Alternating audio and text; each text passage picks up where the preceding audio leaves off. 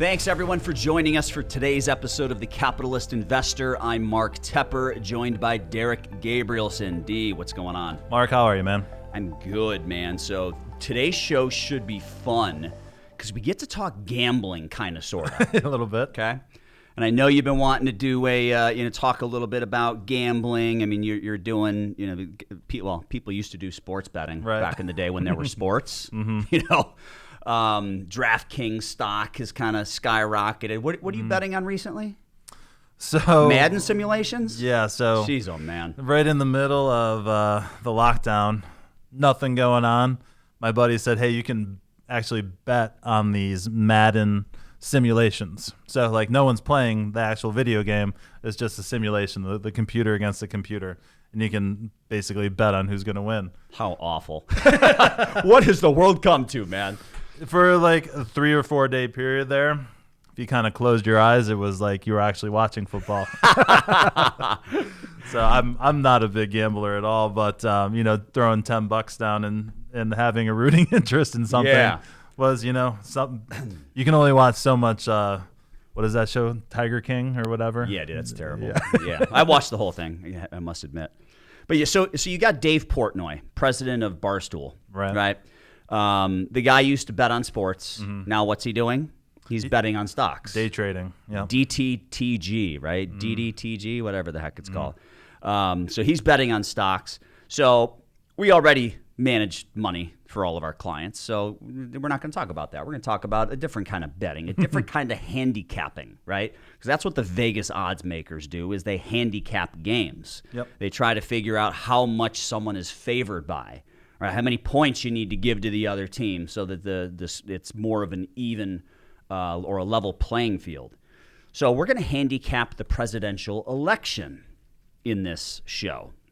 So there are lots of things that we could be watching right now to determine, or at least get some sort of an edge on determining who might win the election in November. Right. Will it be Trump? Will it be Biden?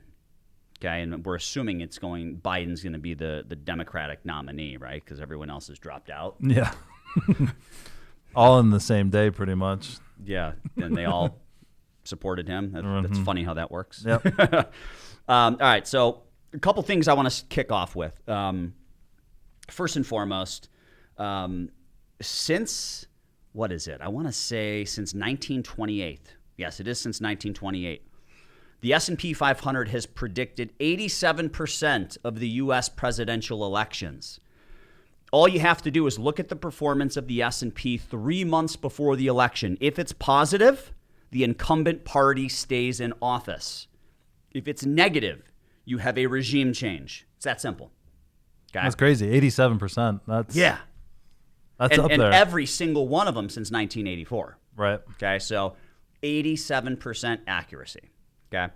Another thing I want to point out: no president has ever been reelected if they had a recession within their last 2 years of being in office. Mm-hmm. So we just had a recession. We did. I hope we're out of it, but we just had a recession. So Trump would be making history here, right?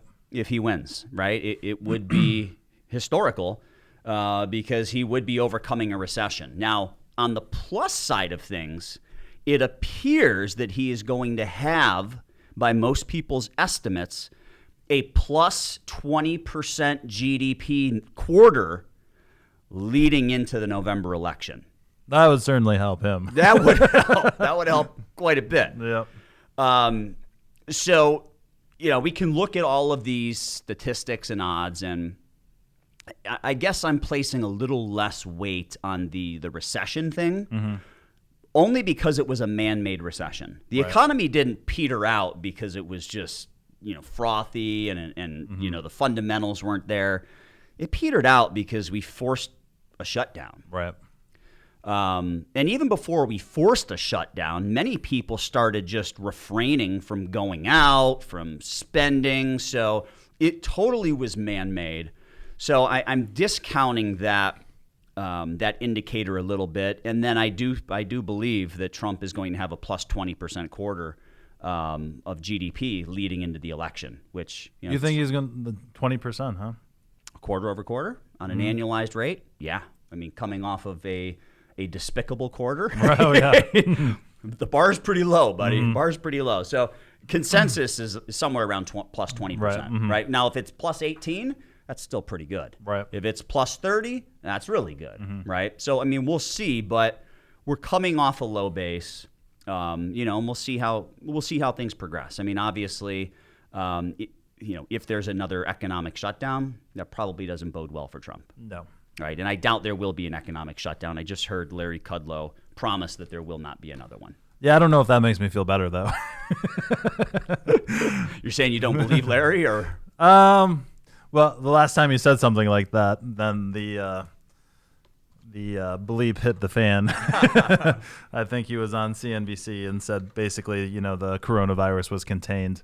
Yeah. This was sometime in February, but and it wasn't. That guy is, he's super smart. I'll definitely give him that. He knows his stuff. So I'm hoping he is definitely right on this one. Just my, everyone's a part-time MD these days. It seems to be that I don't know how much the shutdown actually helped. It didn't. I mean, look, now that we're reopened, if there are flare-ups, didn't we just pause the virus? We paused it. Yeah. It was on pause. Now, if it comes back, it comes back. Now, I guess I could argue that hospitals were overcrowded, so we reestablished capacity within the hospitals. Yep. Physicians have now seen this for 6 months or so, right. So they're more equipped to treat it. Right. Right. They know probably what kind of symptoms exist that mean you're terminal. Right. And I mean, what was the statistic, man? Like 90% of the people that went on ventilators never came off. It was an egregious number. Yep. And I guess if you identify those conditions, you probably don't need to have a bunch of people on ventilators that are unfortunately their condition's terminal. Right. Right. It's not up to me to make that decision, but if there's a capacity issue, you got to do what you got to do. So maybe that's changed, but I feel like we just kind of paused everything. Everything was put on pause. And did the world like being shut down? It's funny that a lot of the people that were arguing for, I want to stay home because it's unsafe at work are the same people that were rioting shoulder to shoulder in various cities. Yep. So, very, very odd there. It's also kind of, and, we're not saying this is true like across the board, but, people have been getting pretty big paychecks to stay at home. So what is the motivation to get back to work? And the reason I brought that up is I was watching TV, had the TV on the other day, and I think they were talking about Disney workers petitioning to keep the parks closed for a little bit longer. Yep. So how much is that people concerned with their health? How much is that is concerned with getting paid for doing nothing? Yeah. Right. So, obviously people, we know a lot more now, right? People, older people who have pre-existing health conditions, they're much more vulnerable to this coronavirus really, taking them down. Younger people seem to not be as vulnerable. Correct. And the younger people who are not as vulnerable are also the people who are, for the most part, paying the majority of the taxes to local municipalities and state governments. And, I think what some people have begun to realize, D, and then I kind of want to move forward here. I want to get away from, the reelection and will a lockdown happen? Will that, negatively impact Trump's reelection possibilities? I forgot what I was going to say. Completely blanked here. All right. Well, while you think of that, let me just I'll update the odds. So I remember we did this, I think, even before the coronavirus was out there. We would talk about at that time the Democratic nominees and what were their probability chances to win, things like that. So updated odds for the presidency. So how this works really is. Well, let's start with Donald Trump. So Donald Trump is plus 120. Okay. So that means that if you bet $100 on Donald Trump to win, you'll win $120. Sounds to me like he's the underdog. He is now the underdog. Okay. Joe Biden is now minus 140. So that means that you need to bet $140 on Joe Biden to win 100. So he is now the favorite. Okay. And I would say he's not a heavy favorite for sure. If they were pretty much neck and neck, the number one thing about gambling is the house always wins. So, the house would take roughly 10% usually always. So if it was dead money down 50-50, each candidate would be minus 110. Yep.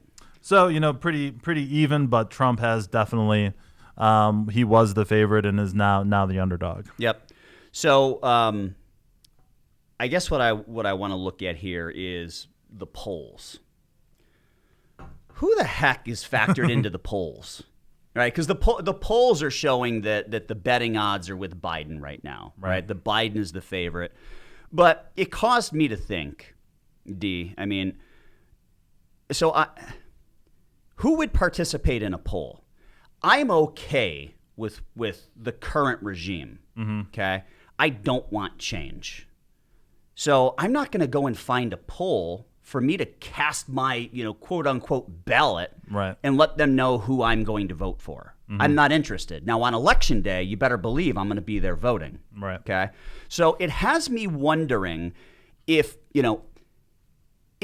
are the people that are participating in these polls the people that want change? So is there some sort of adverse selection inherent in these polls? Are they always going to go against the current regime? I mean, what are your thoughts on that? I mean, who's participating in these? Have you participated? No. Okay. No. So how come no one's asking me to participate, right? And I haven't. Yeah, in Ohio too. I mean, that's a pretty big state. Yeah. So that number one, that's a great question. Number two, I'm not a pollster, but I do know that there is some sort of computation involved with using registered voters. So they're going to take a certain percentage and apply it to the Democrats, apply it to the Republicans. There's a control number. Yeah. The only reason I know this, like a lot of my information from Twitter, so the people that complain about the polls seem to point that out, that the mix is off. But you're exactly right. Like, I don't know how you sign up for a poll. Like, I know back in the day there was people with clipboards like on the street just asking random people. But that seems a bit off. If you're in downtown Cleveland, you're going to get a whole set of answers, and if you're in the suburbs, you'll probably get another set of answers. Right. So polling, and I think the last election certainly proved this. It's a very inexact science. Oh, without a doubt, is what I've determined. Well, I think Trump was polling at about 18% this time in 2016. Right. And he won. Mm-hmm. So it is a very inexact science, and some might argue that it's not even remotely accurate at all. So, all right. So let's just kind of run through this stuff. So we already talked about the stock market will predict the winner, right? So if you look at the market's performance the 3 months before, if it's up, incumbent party stays in office. If it's down, you'll have a regime change. Now, here are some of the things that I think people should be aware of. So first things first, D, is a Democratic sweep. So that's if Biden wins, but then they also take the Senate. Right. That's a sweep. That would be bullish for infrastructure plays. All right. So when we look at infrastructure companies, we're talking Caterpillar, Eaton, Quanta Services, U.S. Concrete, United Rentals, right? Companies that are involved in working with infrastructure, bridges, roads, 5G build out, stuff like that.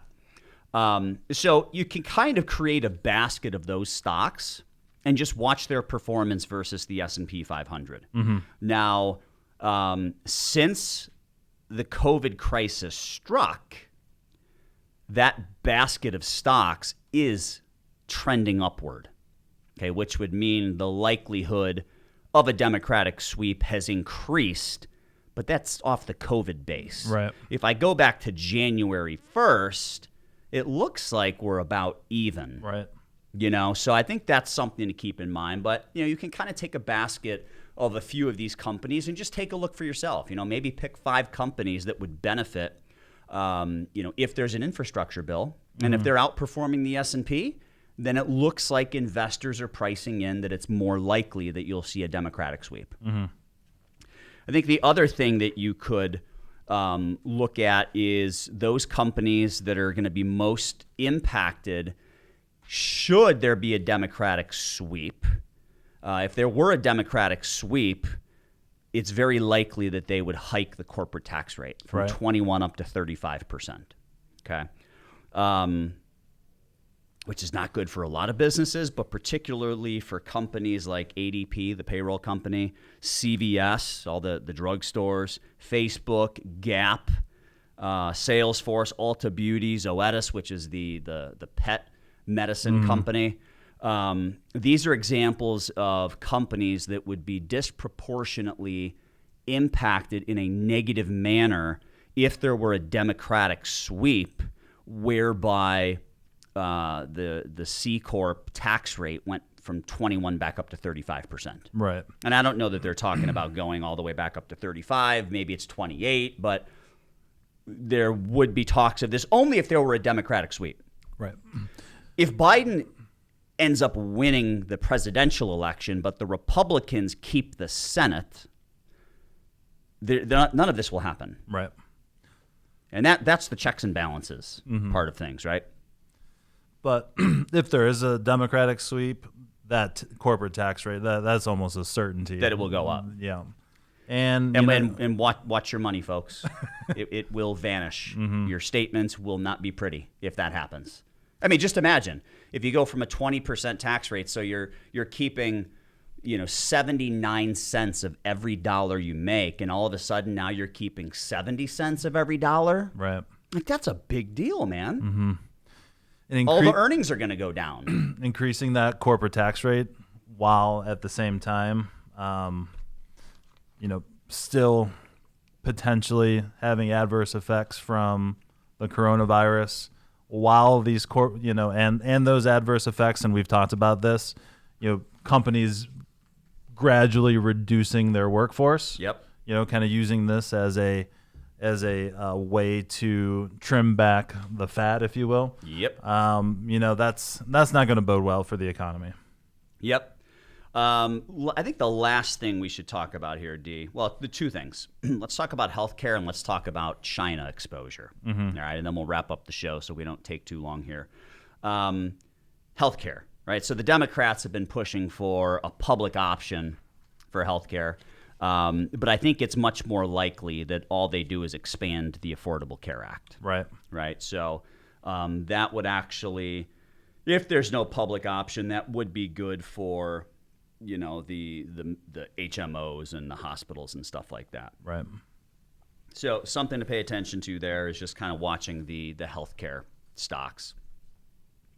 Last would be the performance of companies that are generating a lot of their revenue from China. Right. All right. So obviously Trump has been pretty hawkish on trade. Biden would be much more dovish, which means he'd be more lenient. Right. So if you take a look at the companies that are getting the most on a percentage basis of their revenues from China, and you look at their performance versus the S&P, if they're doing better than others, then you could argue that, investors are pricing in a potential Biden victory. Right. Right. If we look at that, it's a lot of semiconductors, a lot of chip names. And of course you have two casino brands. You've got Las Vegas Sands, which is interesting. It's Las Vegas, but most of their stuff is out in Macau, China. Right. Right. A very popular topic on CNBC. Yes, yeah. And then you've got Wynn. So, LVS, Las Vegas Sands, is kind of the play on the middle-class Chinese consumer, whereas Wynn is more of the VIP. Right. Right. And then you got a bunch of semiconductors like Avago or Broadcom, Intel.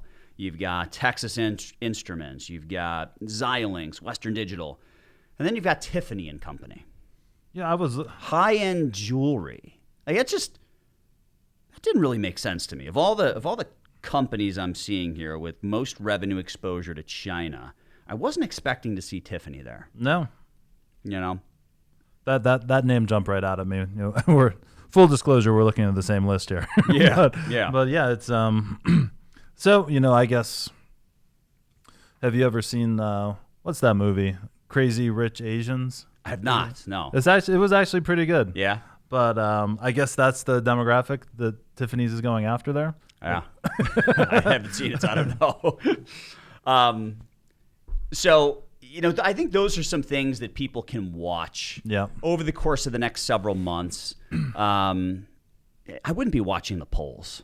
No. You know, I think if you watch the performance of these stocks, I think that's going to be a better indicator of who the market is pricing in as the potential winner of the election. More so than a poll saying that Biden's got 60% of the votes and Trump's got 40. Right.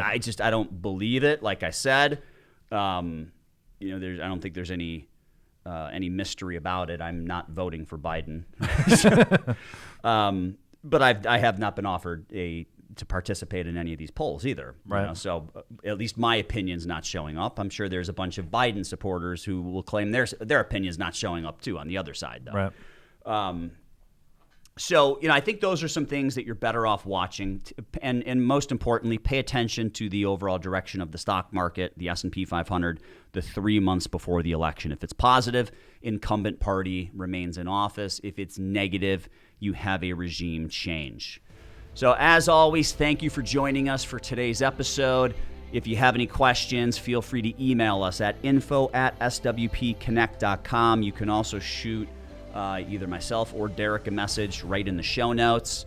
We're putting all of these podcasts on video on our YouTube channel, and you can find that in the show notes section of our website as well. Thanks for joining us, and we'll talk to you next time.